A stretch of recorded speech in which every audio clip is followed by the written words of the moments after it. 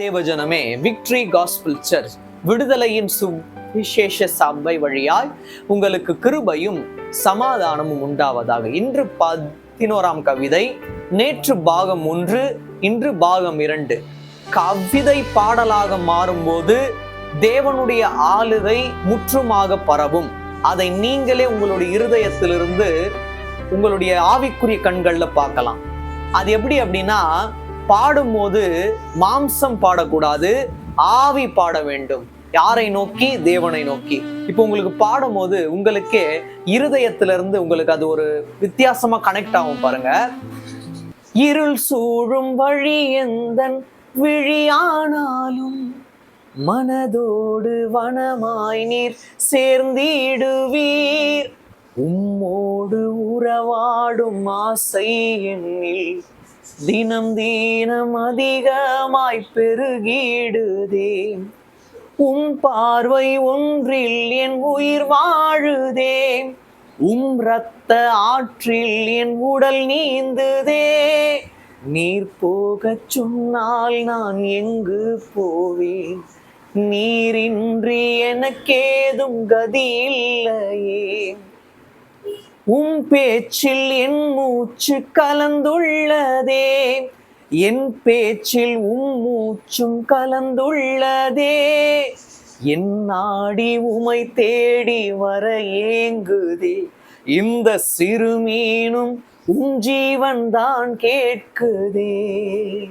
பல ஆவிக்குரிய அர்த்தங்கள் இதில் இருந்தாலும் தேவன் உங்களுக்கு பல விஷயங்களை வித்தியாசமாய் விளக்குவார் என்று நான் நம்புகிறேன். ஃபர்ஸ்ட் உங்களுக்கு ஒண்ணா விளக்குறேன். அதுல இருக்கிற ஆவிக்குரிய சாரம்சங்களை நீங்கள் புரிந்து கொள்ளும்படியாக தேவன் செய்வார் என்றும் நான் விசுவாசிக்கிறேன். இதுல பாருங்க, இருள் சூழும் வழி எந்த விழியானாலும் மனதோடு வனமாய் அவர் சேர்ந்திடுவார்.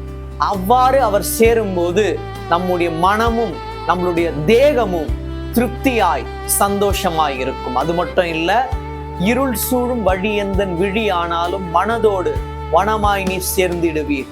உம்மோடு உறவாடும் ஆசை எண்ணில் தினம் தினம் அதிகமாய் பெருகிடுது. அப்படின்னா உம்மோடு உறவாடும் ஆசை அது மட்டும்தான் நம்மளுடைய இருதயத்துல பெருகி கொண்டே இருக்கணும். வேற எதுவுமே பெருக கூடாது. நான் உங்க கூட உறவாடணும்னு சொல்லிட்டு உலக மனுஷங்கிட்ட சொல்லவே சொல்லாதீங்க. தேவனோடு உறவாடுற ஆசை மட்டும் பெருகி கொண்டே இருக்குமானால் நாம் சிறிய தேகத்தில் இருந்தாலும் பெரிய ஆண்டவர் பெரிய மேன்மையான காரியங்களை நம்மளோட வாழ்க்கையில் கண்டிப்பாக செய்வார். அது மட்டும் இல்ல, உன் பேச்சில் என் உயிர் வாழுது அப்படின்னும் போது அவரோட பேச்சுல தான் நம்மளோட உயிர் வாழ்ந்து கொண்டே இருக்குது. இரத்த ஆற்றல தான் நம்மளோட உடல் நீந்தது. அவ்வாறு நீந்த போது உடலும் உயிரும் அவருடைய இரத்த ஆற்றில் நீந்தி திருப்தியாக இருக்குமே. ஆனால் அதுல பாருங்க, உன் பார்வை ஒன்றில் என் உயிர் வாழுதே, உன் இரத்த ஆற்றில் என் உடல் நீந்துதே. நீர் போக சொன்னால் நான் எங்கு போவேன்? அவர் போக சொன்னால் அவர் போக சொல்ல மாட்டாரு. அதாவது அவர் மேல இருக்கிற அன்பு ஜாஸ்தியாகும் போது வார்த்தைகளும் உள்ளத்துல இருந்து வரும். அப்படின்னு என்ன அர்த்தம்? நீங்க போக சொன்னா கூட போக மாட்டேன்பா, நீர் போக சொன்னால் எங்கு போவேன்? உங்களை விட்டா எனக்கு வேற எதுவும் கதி இல்லை அப்படின்னு சொல்ற வார்த்தைகள் தான் இதுல உள்ள ஆழமாக இருக்கிறது.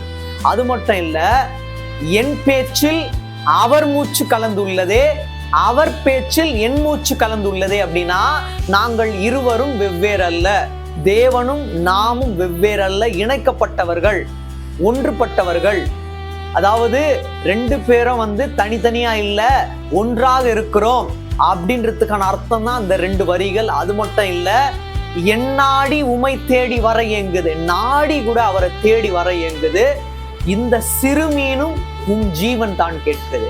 ஜீவன் இல்லைன்னா எவ்வாறு மீன் உயிர் வாழாதோ, அது போல தேவனாகிய ஜீவன் நம்மளோட வாழ்க்கையில் இல்லை அப்படின்னா இந்த சிறு மீன் உயிர் வாழாது. நாம் அனைவரும் சிறு மீன்களா இருக்கிறோம். இந்த சிறு மீன்களுக்கு தேவன் தான் ஜீவன் கொடுக்கிறார். இதை கேட்டுக்கொண்டிருக்கிற யாவருக்கும் தேவன் ஜீவன் கொடுத்து வாழ்நாள் முழுவதும் உயிர் நாடி திருப்தியாய் செயல்பட தேவன் உதவியாக இருப்பாராக. தேவன் தாமே இந்த கவிதையின் வழியாய், பாடலின் வழியாய் தேவன் உங்களை மென்மேலும் ஆசீர்வதிப்பாராக. ஆமென்.